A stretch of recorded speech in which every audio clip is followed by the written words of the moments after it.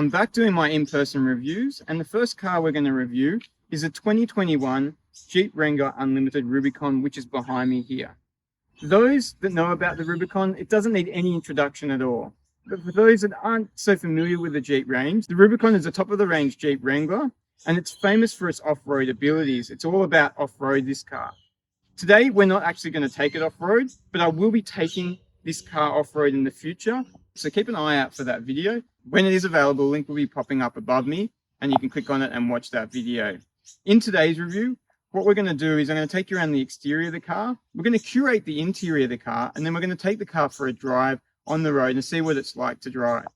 Taking a look at the Rubicon, this has got the Trail Ready package. So as part of that Trail Ready package, you get these 17-inch aluminium blacked out wheels.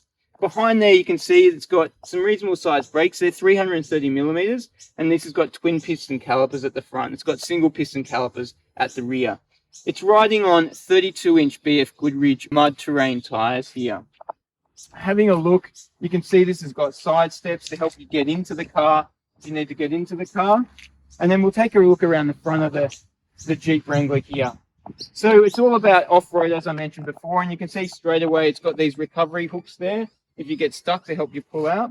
It's also got this steel bumper, which is actually part of that Trail Ready package, which I just spoke about. As part of that Trail Ready package, what you also get is this front camera here for when you're off-roading. It's going to be quite helpful. Over the years, Jeep hasn't really changed the design of this car, and that's all about the appeal of this car. It gives it a bit of heritage. Even back to the Jeep Willy days, it really hasn't changed that much and makes it really unique on the road. And really, the modernization of this has now got like the LED lights in here to look a bit modern. With this JL series, they've moved the blinkers to the side here, and this has got day running lights here. They used to be here. And then it's got your fog lights again. They're also LED fog lights there as well. If we have another look around the side here, in case people didn't realize it was a Rubicon, they've made it very obvious to show this is the Jeep Rubicon here with this nice Rubicon decal on the side here. You've got some Jeep badging around here as well. What I do find a bit strange is the aerial. Really, they're rare. You don't really see aerials these days in cars, but this has got one. It feels quite tough though, a nice metal aerial there. And then we can see the doors. It's looking very rugged. They've got like the hinges for the doors on the outside of the doors here. And these doors actually can come fully all the way off as well. So you can take all the doors off. It won't be legal to drive around with the doors off in Australia, but I guess if you're off-roading and want something different, you can probably take them off. I'm not sure where you'd have to put them in the boot or something like that. I'm not sure. Anyway, we'll take you around the back of the car and we'll take a look at the rear of the car. So again, not much has changed here. It's a bit more modern here with the LED surrounding here. You've got the tyre as usual on the back here to give you more room in the boot space. And then you've also got another tow hook here on the back. And you've got some fog lights here in the rear. All right, well, let's take a look at the interior of the car and see what it's like inside the car. In the interior now, it's actually a nicer place than I thought it would be. I thought it'd be a bit basic and maybe a bit cheap looking, just because obviously you won't take this off-road and you don't want it to get messy or things like that. Or if it does get messy, you're not going to get too worried about it. But they've actually done a good job here. I like some of the plastics, like this nice red plastic. It actually quite feels like quite nice, and it doesn't feel too cheap. Like this leather here with a bit of plastic there, it's actually nice to touch and that. So all the materials are quite nice here.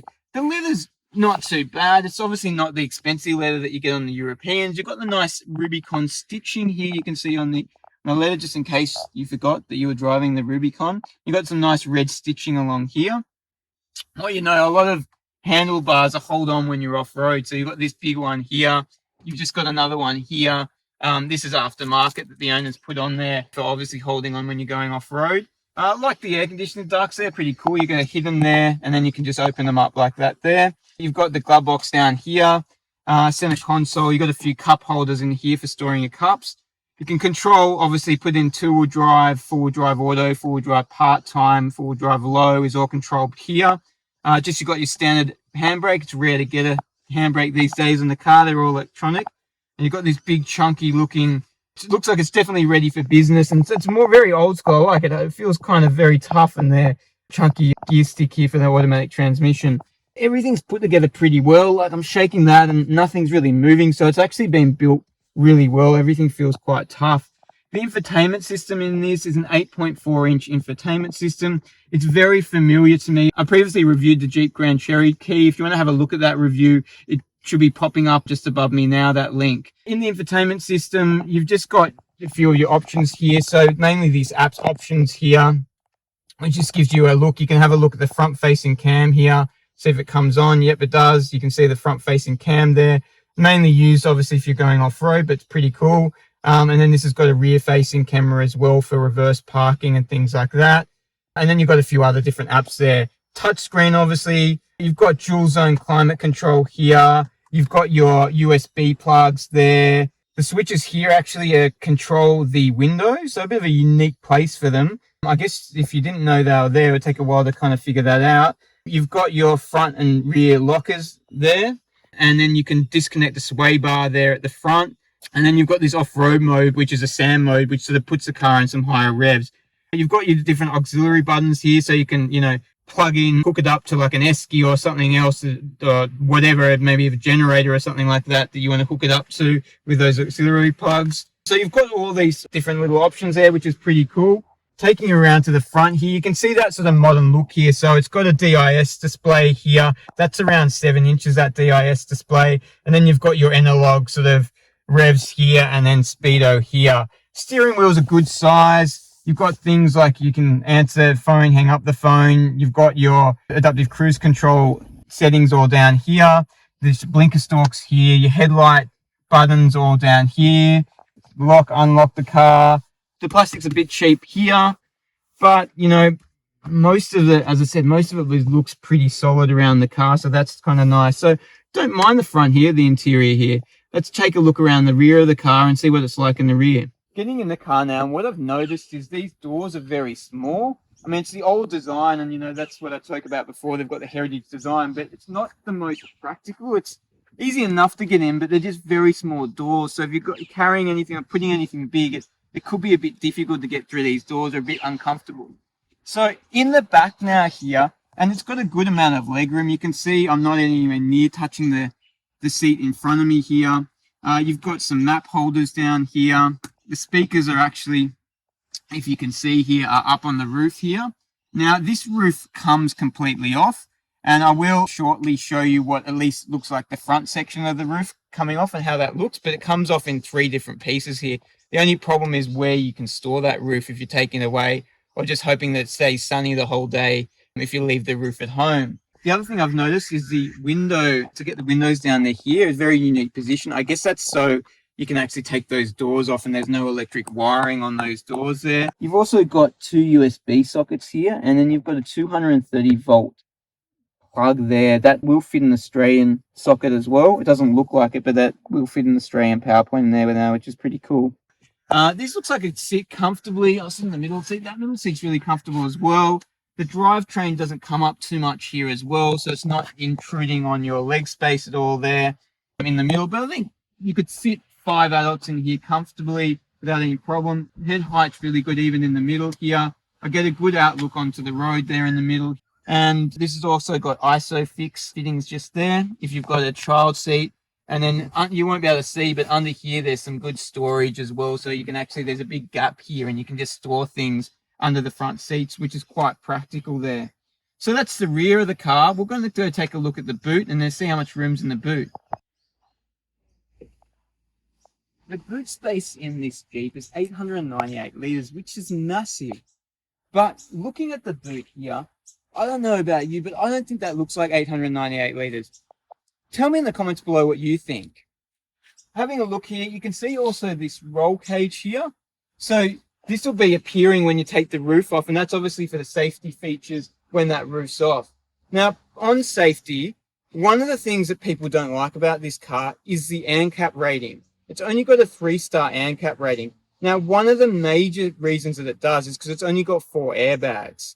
There is some issues with potential rollover with this car, but outside of that, it should be pretty safe in an accident. So it's only really the airbags that are letting this car down in that ANCAP rating. What else can we show you in here? We've got some rails here. This is an optional cargo storage bar, which the owner's got here. You can see the subwoofer from the Alpine system that it's got here. It's got a 9-speaker Alpine system in it. And we've also got some storage under here if you want. So you can store like a toolkit under there. It's just a bit of storage. It's not a huge amount of storage there. You've got a 12-volt socket here if you want. And these seats here will fold down 40-60 if you want to get some more room in there. But it looks like it's good room. Obviously, with the spare tire on the back of the car instead of here, it gives it a lot of height. And maybe that's where a lot of the 898 litres is in this boot. But at 898 litres, it's sure to fit a fair bit in there. All right, well, let's go take the car for a drive and see what it's like on the road. I just thought I'd show you how the front section of the roof comes off. And it's actually quite easy. So there's actually two pieces. I've just taken one piece off now, but I'm going to take this second piece off. So there's actually just three things. So there's this handle here, this handle here, and this third handle here, and this fourth handle here. And you just take it off like that, and then off you go. So we'll just take it off so we don't damage anything.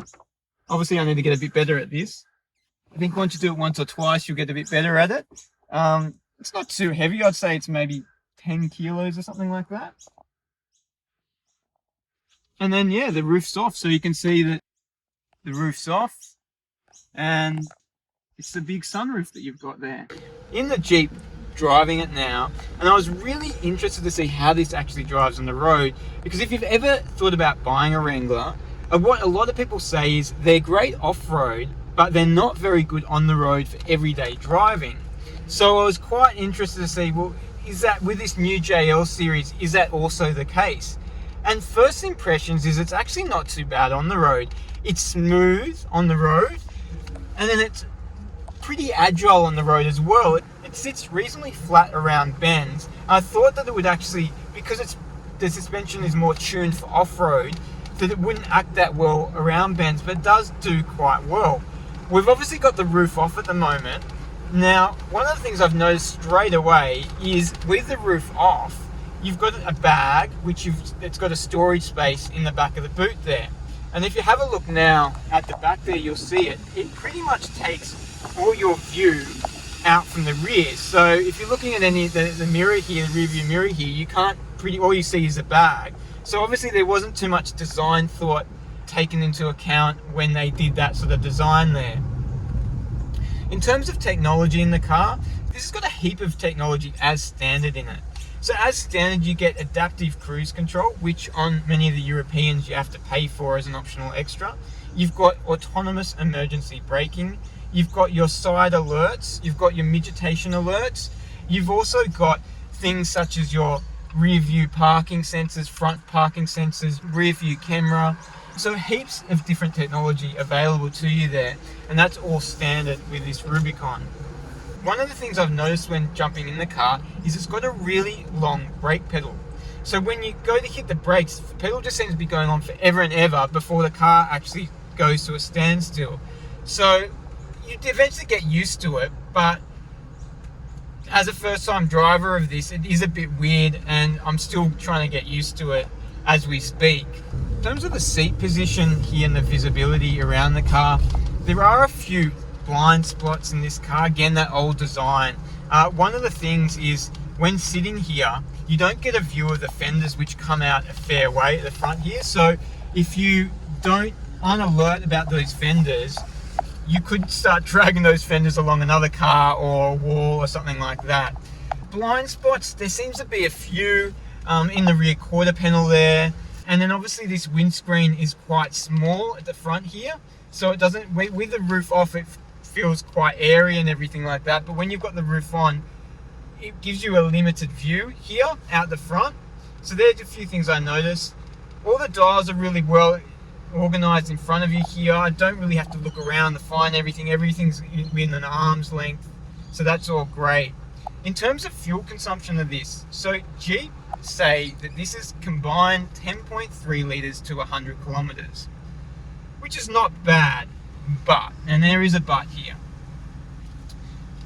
The owner of this car tells me he's done some long trips. He recently did a trip down to Melbourne, and he said that the best he could do on the trip down to Melbourne was around 14 litres per 100 kilometres.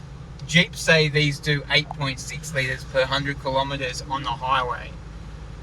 So I guess, yeah, I know it's not the most aerodynamic car, It's got mud terrains on, which are definitely not going to help with fuel efficiency. But I would have thought on the highway you'd do better than 14 litres per 100 kilometres.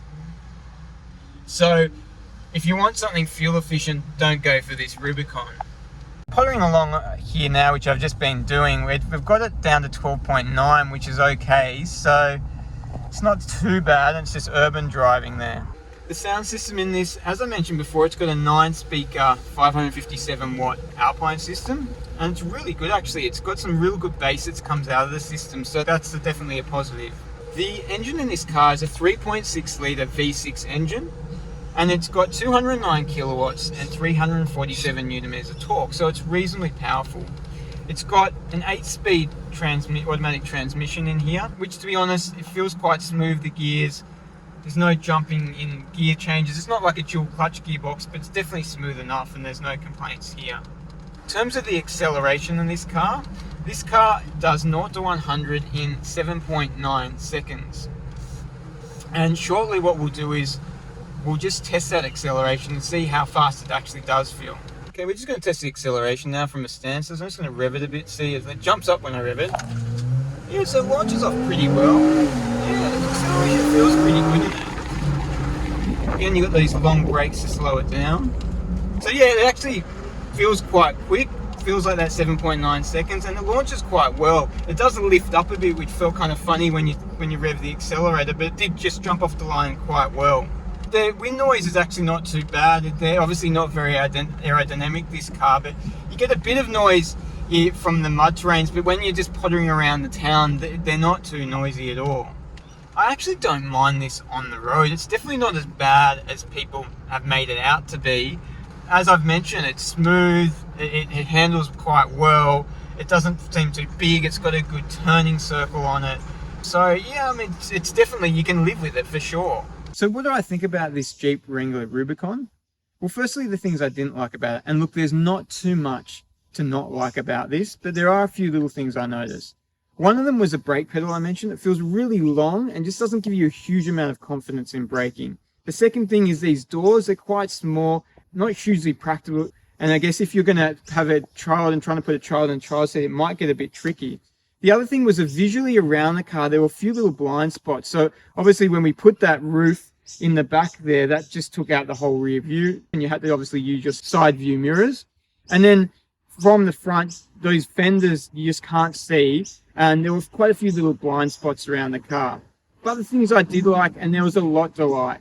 First of all, I was quite impressed with its on-road manners. As I mentioned when I first jumped into the car, there's a lot of people that said these aren't that great on the road, but I didn't find that driving it around. Maybe if I drove it for a bit longer, I'd start to find problems, but you do with any car, right? So I thought it felt quite smooth. I thought the handling was pretty good for what it is. It said it's all set up to be an off-road car. It's not set up for handling super well on the road. The turning circle was really good. And that 3.6-litre V6 engine feels really strong. You wouldn't have any problem with overtaking or anything like that on it. So all in all, I think if you're looking for an off-road car, you definitely should take a look at this Jeep. It's good on the road, and it's obviously exceptional off the road, and we'll find out more about that when I do my off-road review. So definitely take a look at it. If you're not going to take it off the road, don't bother buying it. Just don't bother buying it. You only buy this car if you're taking it off the road. Anyway, thanks again for watching my review today. Please feel free to have a look at some of my other videos, which should be popping up right now. And if you've got any comments, please feel free to comment in the comments below.